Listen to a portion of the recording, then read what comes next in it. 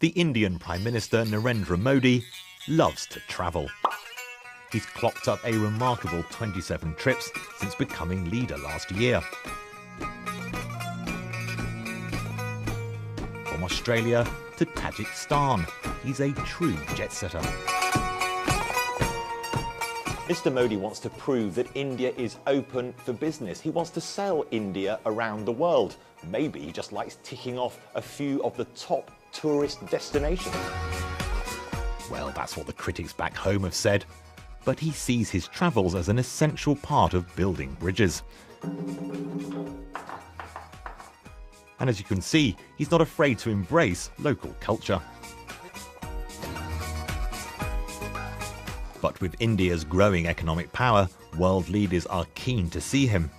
Just before this boat trip, he sealed a deal with France for fighter jets. India's certainly got money to spend. Look at the multi-billion-dollar deal it's just done for fighter jets. And also, it's got a huge and growing middle class. By 2020, it will have the most middle-class people in the world, and they will buy a lot of stuff. And despite a rivalry with China to become an economic superpower, he's tried to make connections there as well. China and India are the world's biggest nations, but India's always felt a bit of a poorer cousin, and Prime Minister Modi wants to change that. India is the 9th largest economy in the world at the moment. The IMF predicts that within a decade it could be the 3rd largest. Modi wants to make sure that India is on a par with China when you're thinking about foreign investment.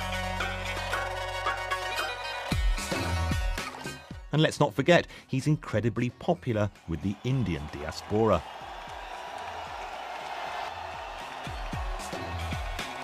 Bharat Mata ki.